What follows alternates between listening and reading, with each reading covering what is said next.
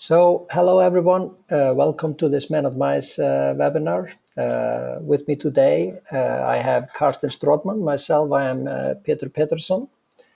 Now, the subject of today is DNSSEC best practices, and it is, Carsten is from our services team, and he is doing the presentation today. The reason why we picked this subject is that, well, Carsten, there was someone requesting a coverage on this subject, was it? Yes, in feedback of some of the previous webinars, someone was requesting this subject, and we found that it's an excellent subject for doing a webinar about. Yeah, so guys, unlike your government, we actually listen. So if you have any ideas of like future subjects, submit them over email or through the question or through the control panel during this session. We are definitely listening.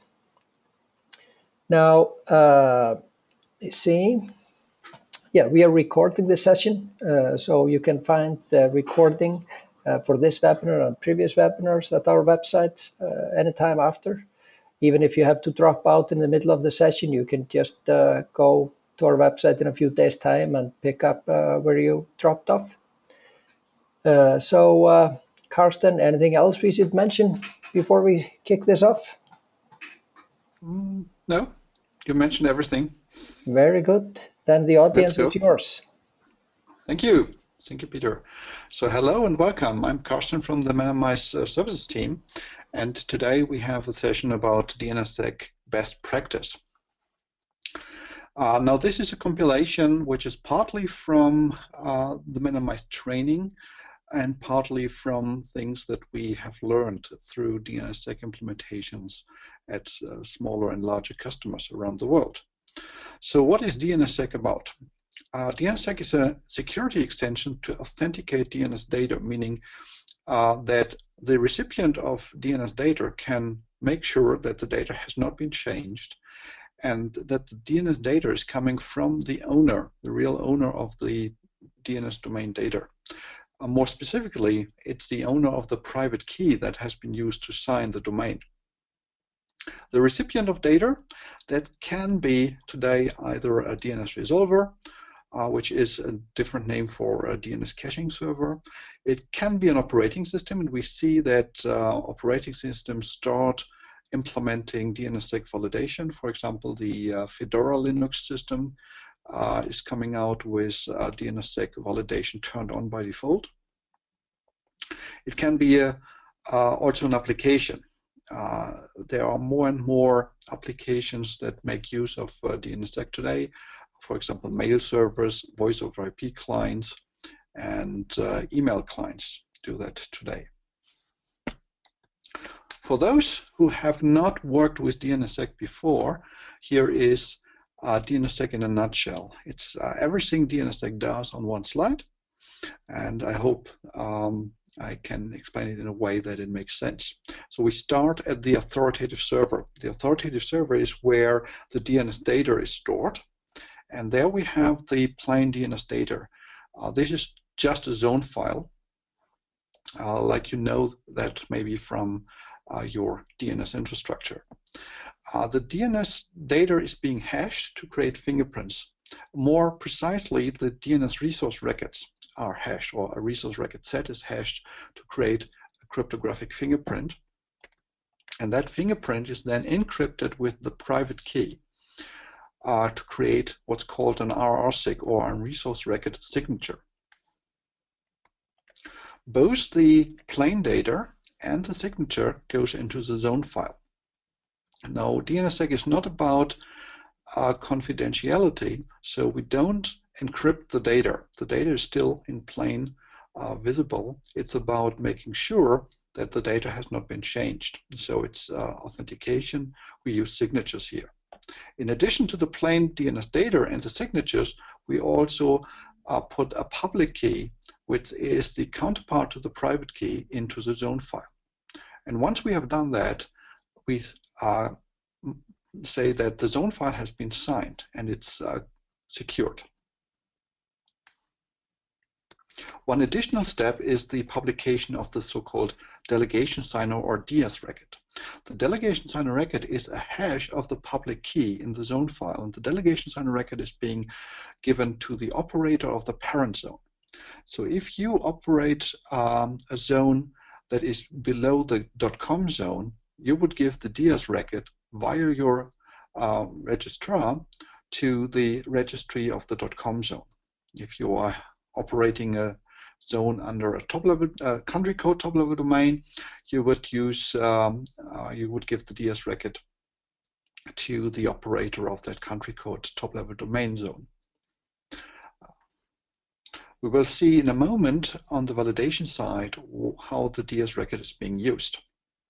So now everything is set up and the zone is DNSSEC secured. We have a look at the right side on the resolving validating server. A resolver is learning about the DNS data by sending DNS queries, just as in normal DNS.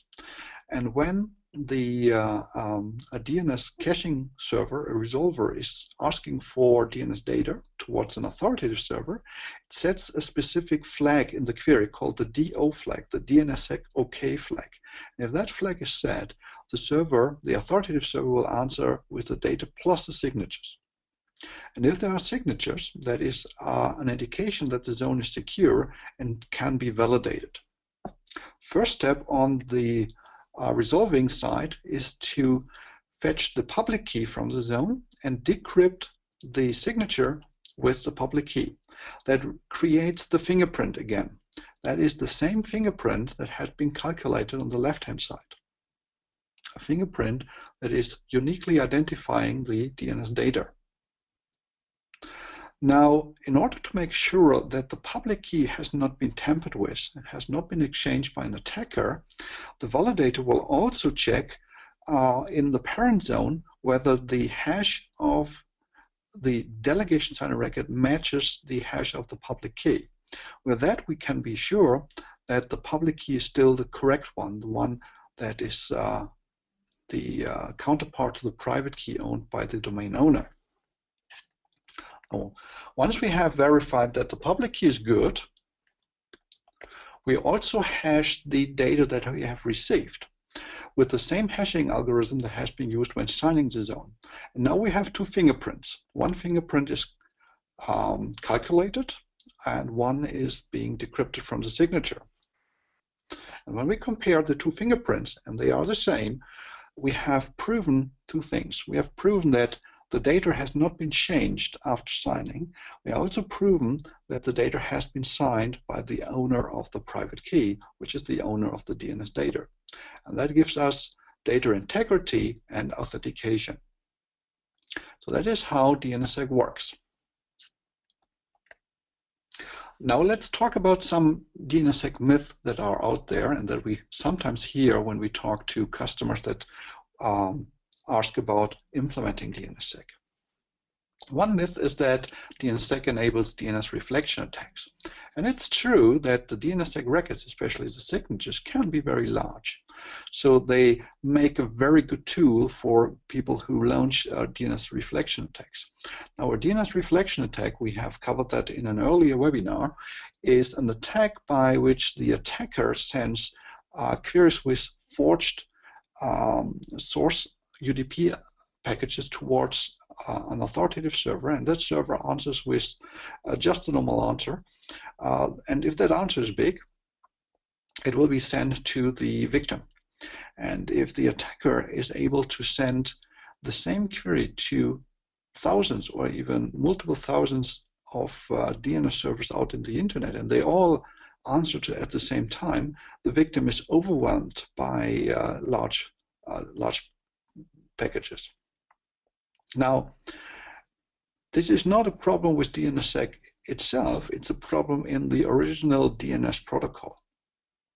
And it's not only a problem that happens in DNS, there are other UDP-based protocols such as NTP, Network Time Protocol, that have very similar problems. There are a couple of non-DNSSEC records which can also be large.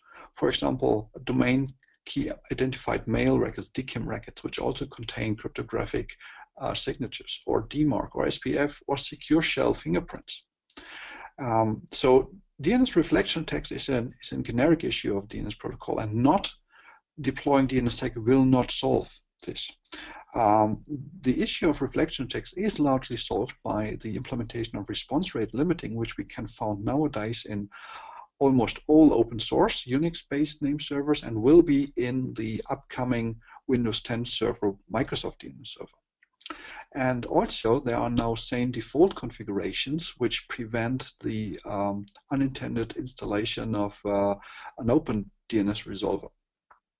So the situation around DNS reflection attacks is getting much better, and we are not seeing so much reflection attacks anymore that compared to some years ago.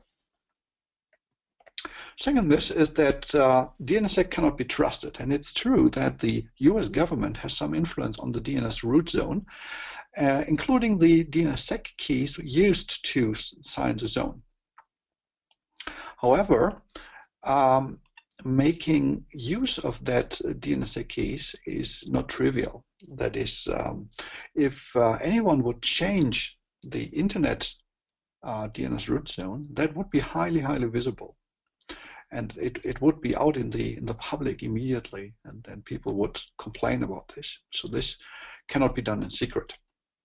What would be possible is that some government agency would use the private DNSSEC keys of the root zone to launch a targeted local attack, maybe in a hotel or in a wireless network, against very specific users of the network.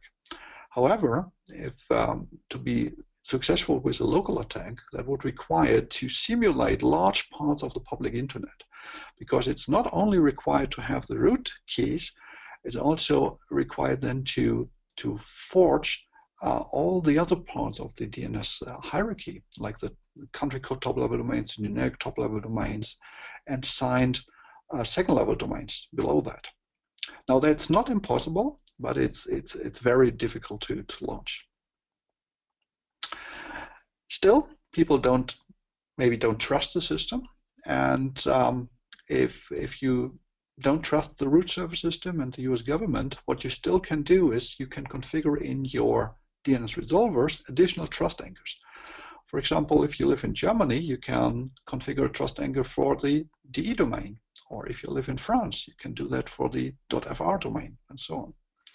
Or if you own your own domain name and you want to secure when communicating with your own servers, you can add a trust anchor in your configuration for your own domain names. And for the truly paranoid, it's possible to run a local DNS root zone, that is a root zone on your own machine, on your own laptop, on your own workstation, having that signed with your own keys. And there's a draft out there currently discussed in the ITF that talks about how to do that.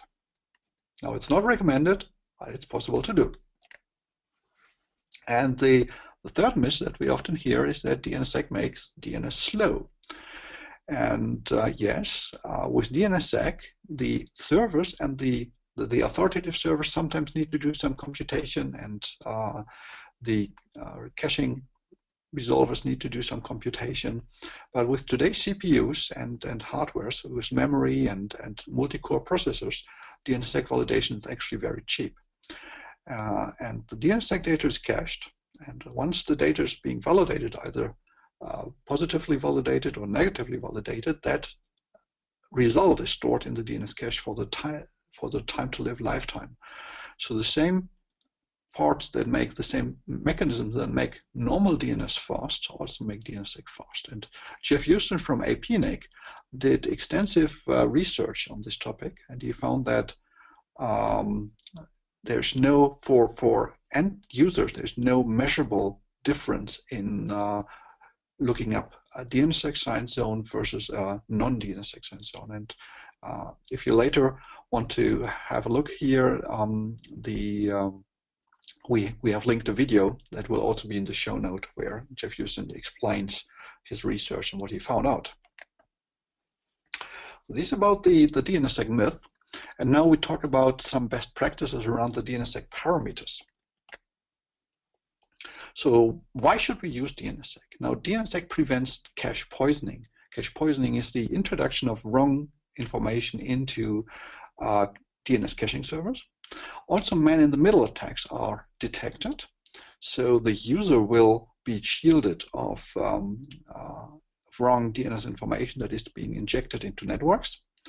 And DNSSEC also detects corruption or manipulation of data on authoritative servers. So if someone breaks into an authoritative server, or if a secondary slave server is being hosted at a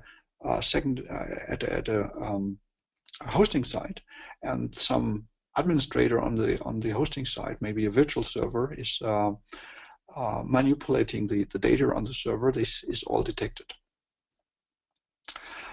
What we also see is that nowadays DNSSEC is being used to bootstrap trust in other security protocols. Without or before DNSSEC, there was no public key infrastructure in the internet that could be used. There was no common trust bootstrapping mechanism. And with DNSSEC, we have these now, and we see other security protocols are making use of this. Examples are the Secure Shell protocol with the Secure Shell fingerprints, the transport layer security protocols securing web and email and Jabber and other protocols. PGP, pretty good privacy, email end-to-end encryption, SMIME end-to-end encryption, DKIM, and much more.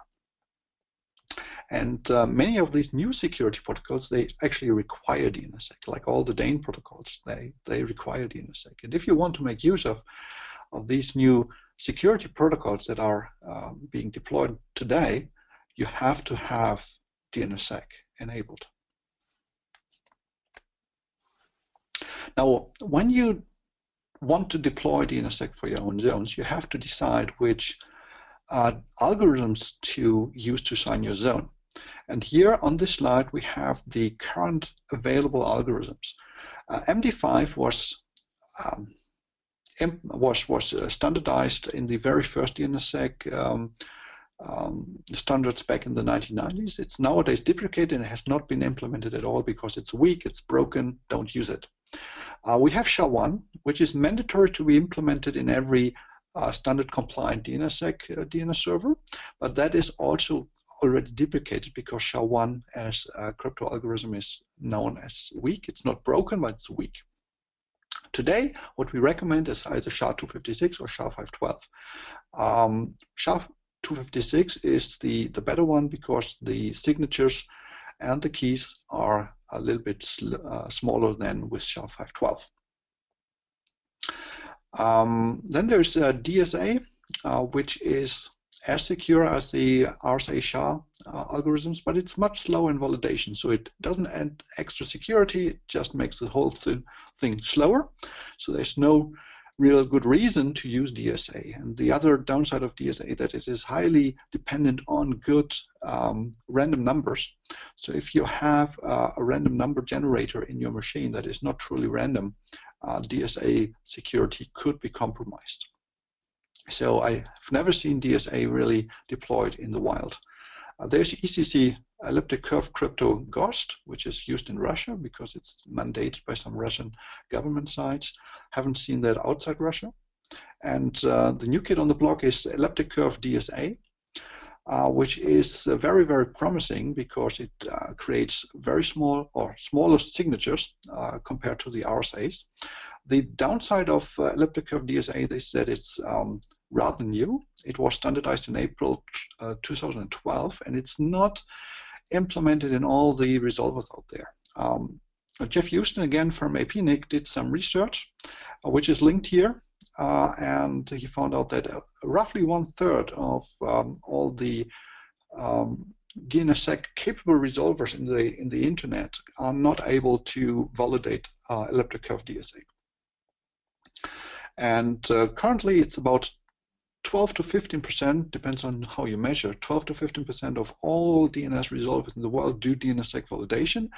So if you have 1/3 out of 12% of the internet population that cannot resolve your DNS names, that is still a large number. On the other side, Cloudflare, a large US-based hosting provider, they are using ECDSA for their DNSSEC implementation. And you might think if it's good enough for Cloudflare, it might be good enough for you. So it's an option you have to decide. Most people nowadays still go with the RSA SHA-256. Then if you have settled on an algorithm, you have to think about the key sizes. And here are some recommendations for RSA SHA-256, which is the recommended algorithm from the previous slide. The DNSSEC Operational Practices RC, which is now 3 years old, 6781, recommends 1024-bit keys. Now, some people say that that might be not enough, because after the Snowden revelations, people have the feeling that maybe some government agency can break 1024-bit RSA keys. Bind 9 by default uses 2048 bits for the key signing key and 1024 bits for the zone signing key, which is a good starting point, and it's what the Internet Software Consortium people that do the Bind 9s think it's good. For the mildly paranoid, and that is the category where I fit in, I use key signing keys of 2560 bit and zone signing key of 1536 bits. And if you are truly paranoid, you use the biggest size for the key signing key, 4096, and zone signing key of 2048. But that can create other operational issues that I'm covering in a moment. If you enlarge the key sizes of a DNSSEC signing key, you are giving a penalty on your own operation, so signing the zone. If you double the key size in bits, the time needed to create the signatures that is signing your zone will increase in a factor of 8. And on the customer side, on the resolver side, everyone that then validates your signatures will have 4 times much more CPU power available to do the validation. But you gain a lot. With every extra bit in your key that you put in your key, you double the amount of work that an attacker needs to do to brute force crack the key. So even if you just add a few more bits, like 128 more bits to the RSA key, that would already enhance the security of that key by a large margin. Now, key sizes. Having large key sizes, having large DNS answers can be an operational problem, especially with IPv6. I'm coming to that in a moment. With Bind 9, there is one setting that you should know of. By default, Bind 9 is signing the DNS keys, the public keys in the zone, with both the zone signing key and the key signing key, creating 2 signatures. And that makes the DNS key resource record set quite a large answer. And sometimes that is then too large to create some issues. If you only want to sign with the key signing key, which is enough for the DNSSEC protocol to work, and there's no downside, there's no downside doing it, you should configure in the option block DNSSEC-DNS key signing key only yes, which will tell Bind then only to sign the DNS key resource record that with the key signing key. So the problems that we see with large responses is in IPv6 and fragmentation. The original DNS protocol, which was designed in the 1980s, had a limitation of 512-byte payload in a DNS answer over UDP, and that was to prevent fragmentation. The 512-byte limitation has been lifted in the 1990s with RC 2671. And now DNS UDP answers can be as large as 4K. However, in the IPv6 world, UDP DNS answers larger than the MTU of IPv6, the guaranteed minimal MTU of IPv6, which is 1280 byte, can cause fragmentation. There's an internet draft on this issue that is linked here in the last sentence. IPv6 fragmentation is broken in the internet, based on research from Fernando Gont. And Roland van Rijswijk from SurfNet came out with a recommendation to work around this. The recommendation is to have at least 50% of all authoritative DNS servers that are IPv6 enabled. They should limit the eDNS0 payload, that is the maximum size of DNS UDP answers that they will do, to 1232 bytes, which is the IPv6 guaranteed MTU minus the UDP header, which is then guaranteed to not fragment on the way. And also at least 50% of all in-zone authoritative DNS servers should have this limit set. An in-zone authoritative server is a DNS server that is authoritative for the zone, and where the host name of the DNS server is also in the zone being requested. So if you have a zone called example.com and your name servers are named ns1 example.com, that would be an in-zone authoritative server. And also these authoritative servers must respond to queries over TCP protocol, because if the answer doesn't fit in the 1232 byte eDNS0 payload, then the protocol will switch to TCP and the full answer will be provided over TCP. So TCP responses are a must. DNSSEC Key Rollover is an important topic in the DNSSEC world. By DNSSEC Key Rollover, it's meant that the key material in a signed zone is being exchanged. So old keys are being thrown out, new keys are stored in. And this is because the DNS keys are somehow vulnerable. They could be broken, however, that is very unlikely based on today's crypto information. It's very unlikely for keys larger than 1536 bits. Or the keys can be stolen. And this could be then because of a vulnerability in your DNS server, if you store the keys on the DNS servers, which some people do for online signing, or if a person, an administrator working with your servers is stealing the keys or is accidentally publishing the keys, which happened. Now these DNSSEC key rollovers, they require good planning, good timing, and careful work.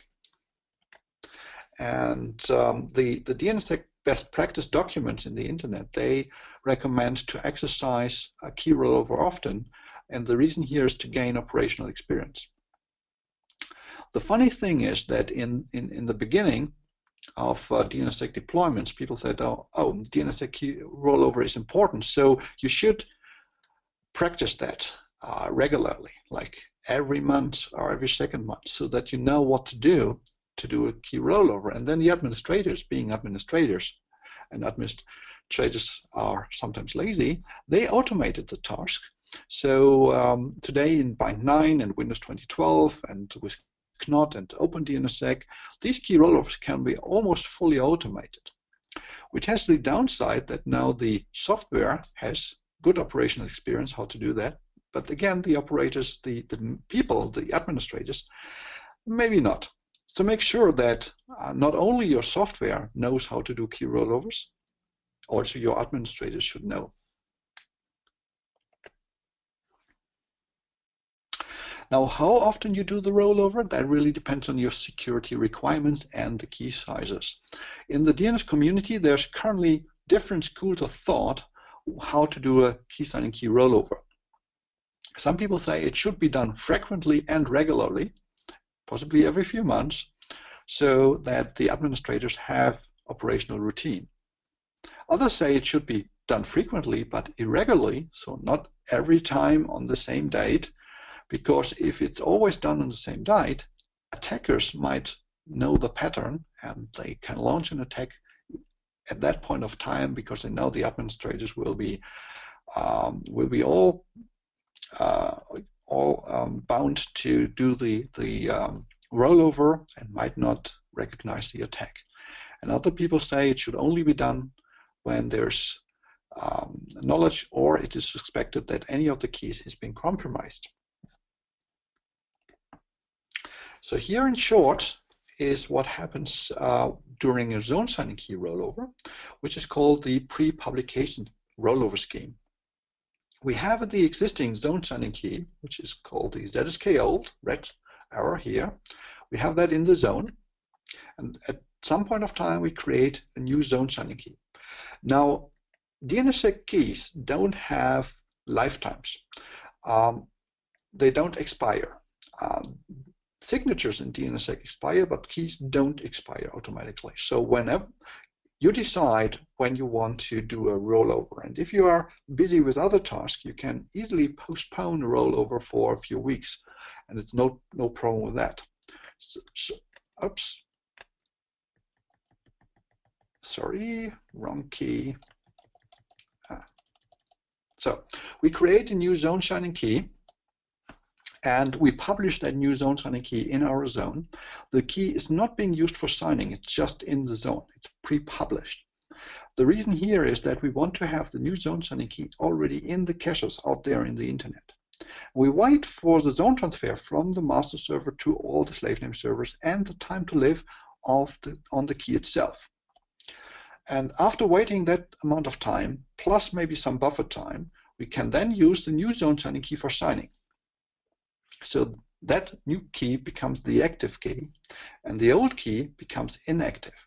But we keep the old key in the zone because there are still signatures out there in caches in the internet that are done with the old key. So the old key must be present still in the zone to be able to verify, to validate these signatures. And then we have to wait for the zone transfer from master to slave, plus the maximum time to live in the zone.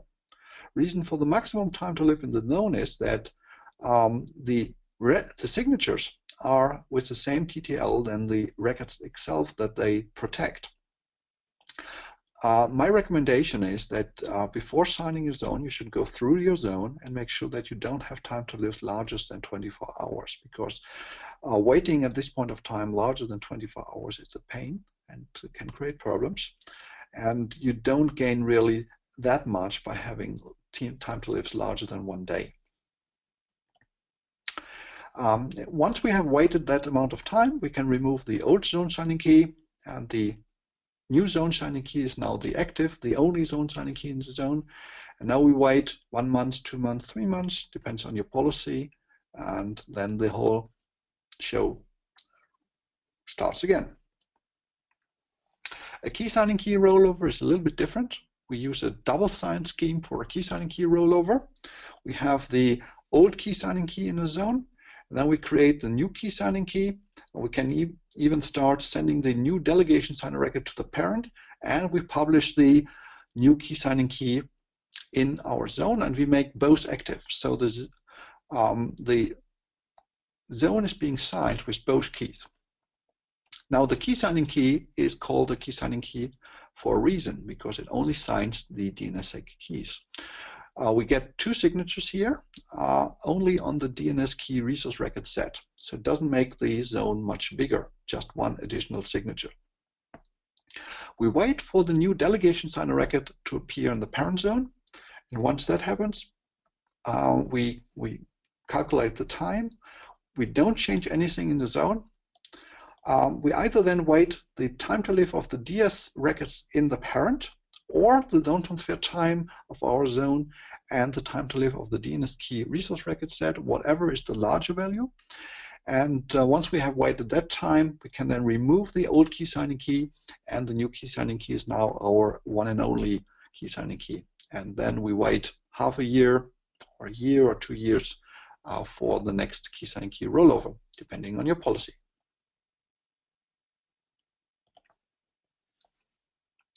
Another question that we sometimes get is whether to use NSEC or NSEC3.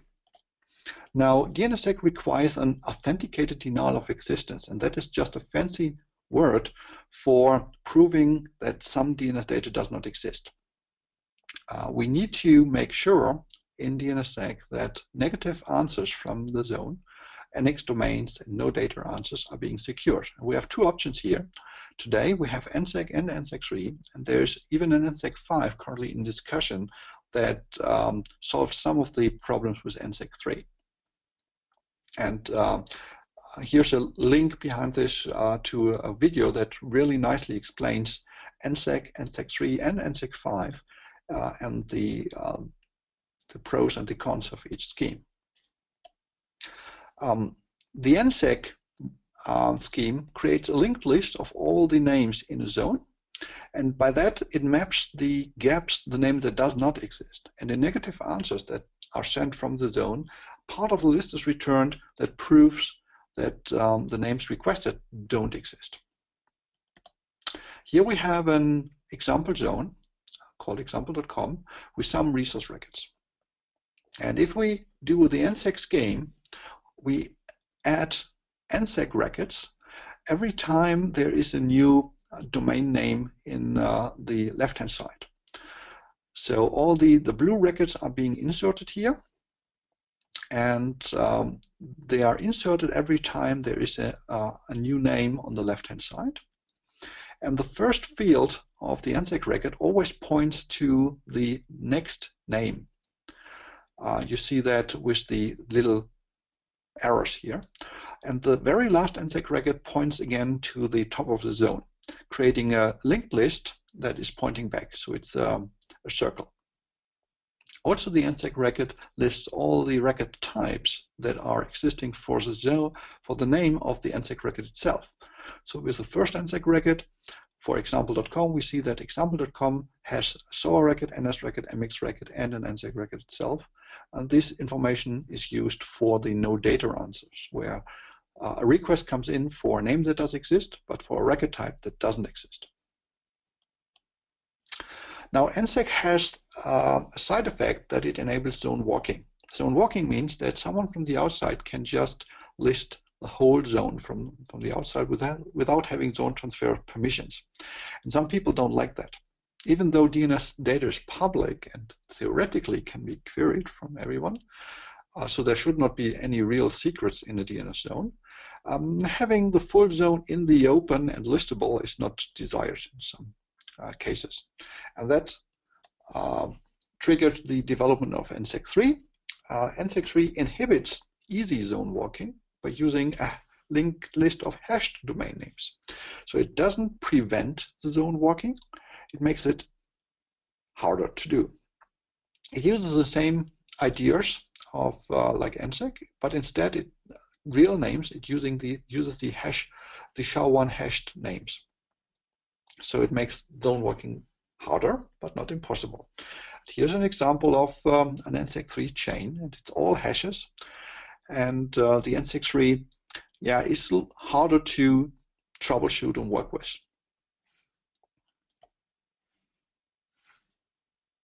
In NSEC3, we have certain parameters. We have the hash algorithm use, and that's easy because today there's only SHA-1 that is being used. We have flags, come to that in a moment. We have the number of iterations, and we have a salt.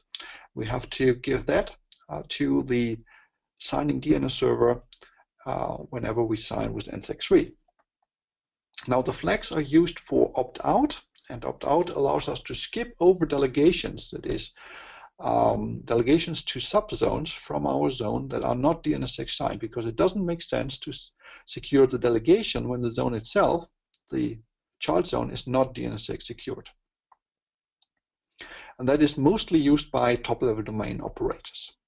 We have the salt, and the salt is being used to prevent a rainbow table creation, so that attacker cannot pre-calculate from a dictionary common names used in DNS zones and then just send the queries and break the NSEC3 hash chain by that. Recommended sizes for the salt are 8 to 16 hexadecimal characters.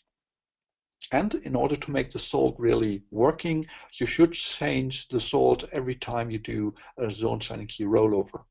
Because when you do a zone signing key rollover, you have to recreate all your signatures anyway. So changing the salt when doing a zone signing key rollover is not much extra overhead for the CPU. And the iterations. The idea of iterations is to adapt the amount of CPU required to brute force breaking the hashes. And mostly because of Bitcoin mining hardware, because if you heard about Bitcoin, it's all about calculating hashes. We have made, or the world has made big advantages in CPU technology, especially for breaking and calculating hashes, SHA-1 hashes. And today, recommendation is to use 50 to up to 500 iterations. That depends on the size of your DNSSEC keys. And I recommend you to look at RC 5155 that explains the NSEC3 technology for guidance, which number of iterations to use.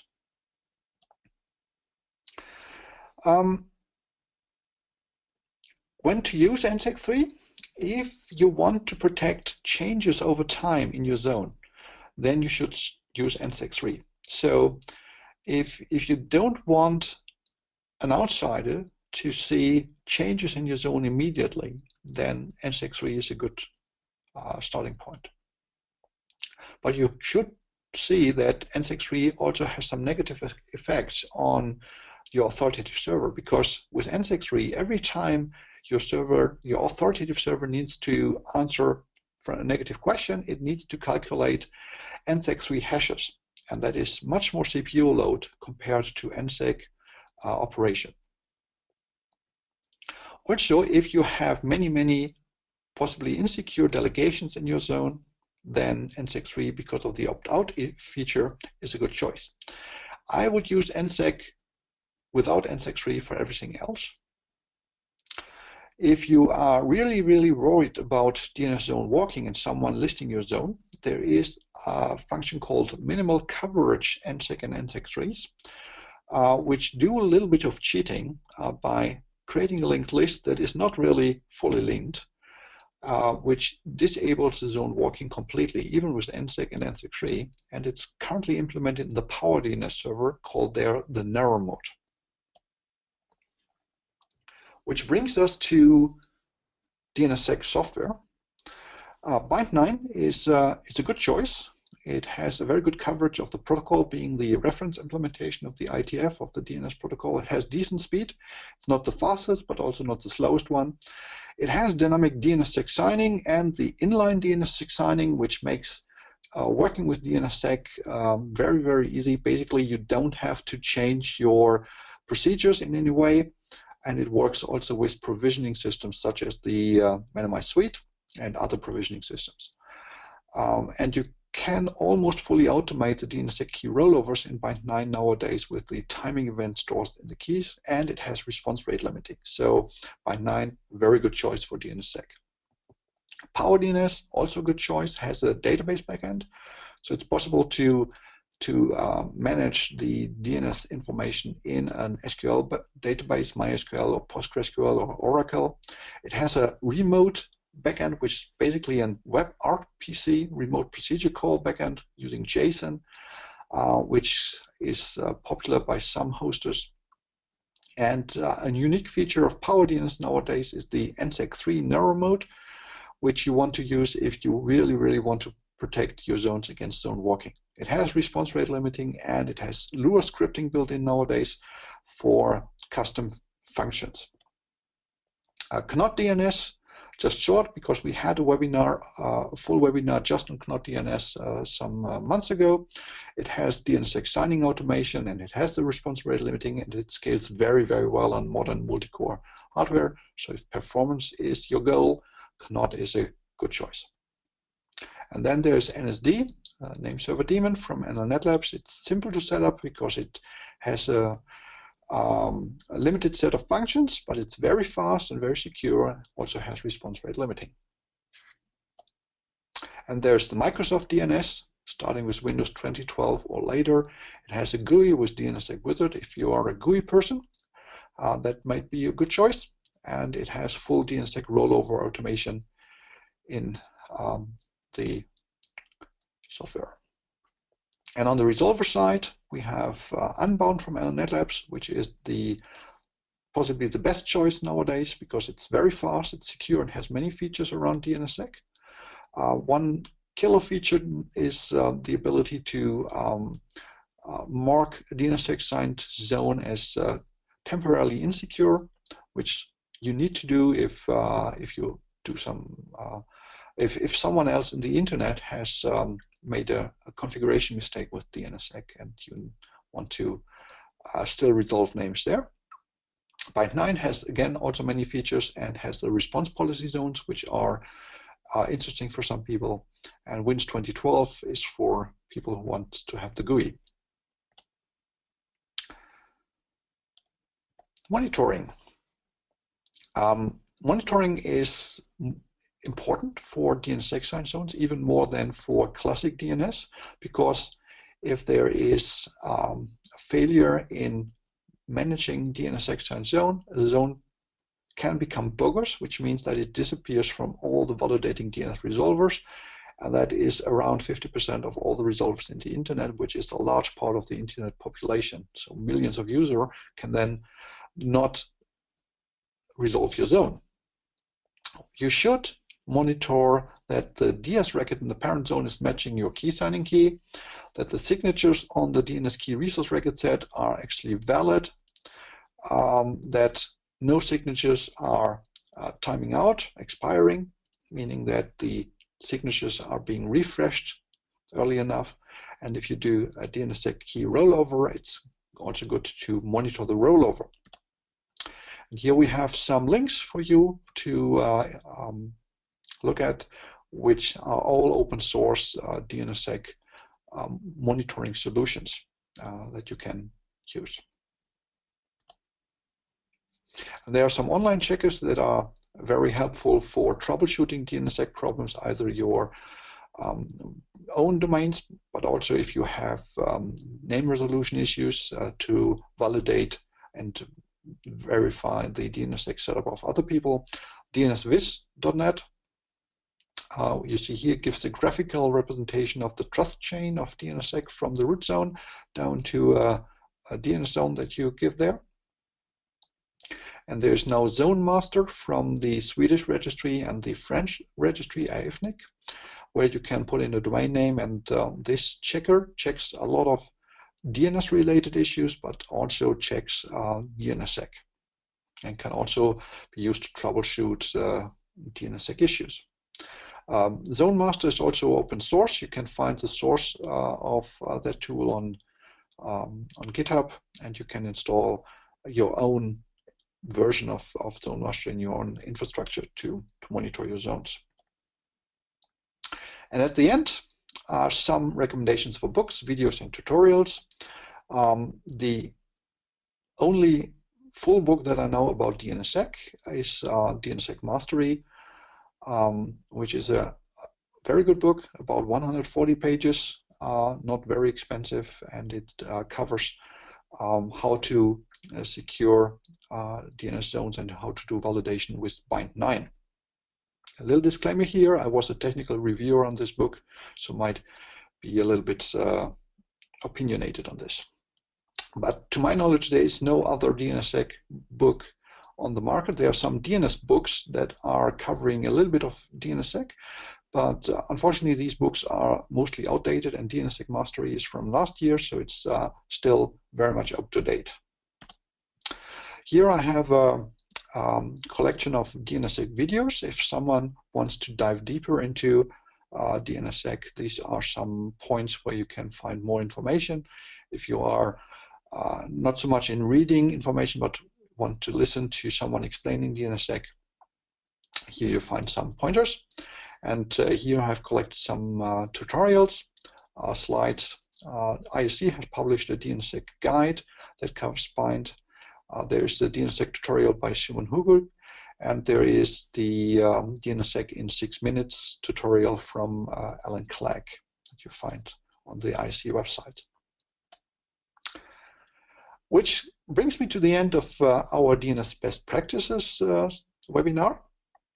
I will take this opportunity to point you to some information about our upcoming DNS, DNSSEC, and IPv6 training classes. You find the dates here.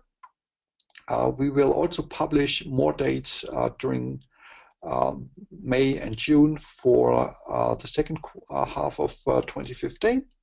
Our next webinar will be in 2nd of June, and it will be the review of RIPE 70, which will take place in mid of May in lovely Amsterdam.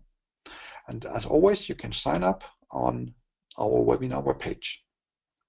So this concludes our DNSSEC best practices webinar. And let's see if we have some questions from the audience. Peter. Yes, Carsten, thank you very much. So guys, now's your opportunity. Any questions out there? I haven't seen any questions yet. Well, I have a question here. Yes, the question is if you can download this presentation at a later date. Definitely so. You can find both the presentation and the recording of this webinar at our webpage in a few days' time. So, any other questions out there? Carsten? While we wait for maybe some questions, I can point out that in the Men&Mice DNSSEC workshop training, which is a 3-day training, we do all these rollovers and signing zones and troubleshooting. We do that hands-on, which is a great value to learn DNSSEC, because hearing about it, reading about it is fine, but you first understand what it takes to do DNSSEC signing once you have really did a hands-on test lab setup of DNSSEC signed zones, doing validation, and also doing a rollover yourself. And if you don't have an opportunity to come to any of our trainings, I would highly recommend to set up a small lab environment yourself and play a little bit with DNSSEC signing.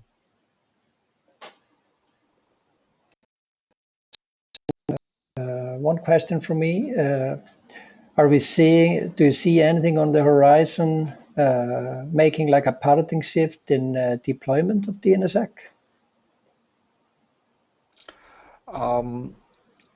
Can you specify what kind of paradigm shift you're talking about or asking about? I'm wondering, like, do you see any kind of technology or any new things happening that will make DNSSEC mainstream in some vertical sectors, for example? Yeah, I see a big uptake now of DNSSEC, at least in Europe, because of DANE. DANE is a protocol suite from the ITF that uses other security technologies such as transport layer security, TLS, and PGP, pretty good privacy, and S-MIME. And it uses DNSSEC to bootstrap the trust in these technologies. So people nowadays don't so much deploy DNSSEC for its own, for securing DNS, but because they want to make use of DANE, of the new protocols there, because they want to secure their email, or they want to secure their the Java communication, or they want to do end-to-end email encryption. And DNSSEC enables all these. Very good. I have a question here from Olaf. Do you see DNSSEC signed zones in the wild that are part of an island of trust instead of being delegated from the root zone? Less and less, because nowadays almost all country code top-level domains and generic top-level domains are being signed.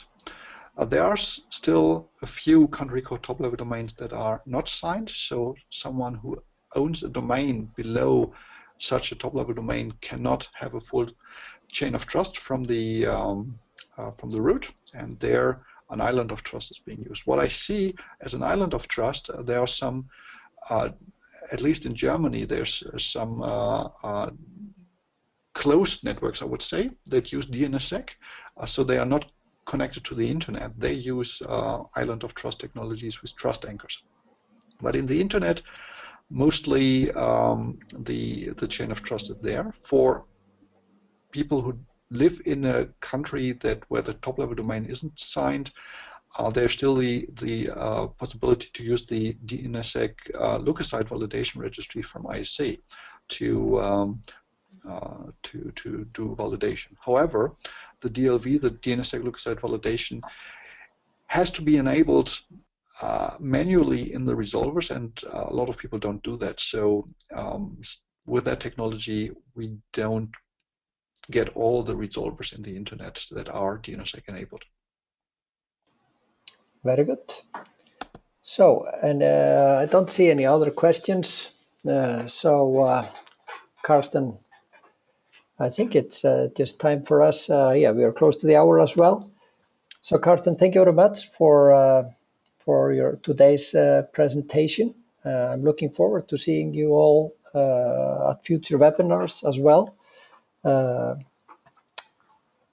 Yeah, and I think that's it for now. Thank you, Carsten. Thank you, Peter. And if anyone in the audience have ideas for future webinars, please let us know. Yeah. Have a good time. Very good. Thank you for attending. Take care.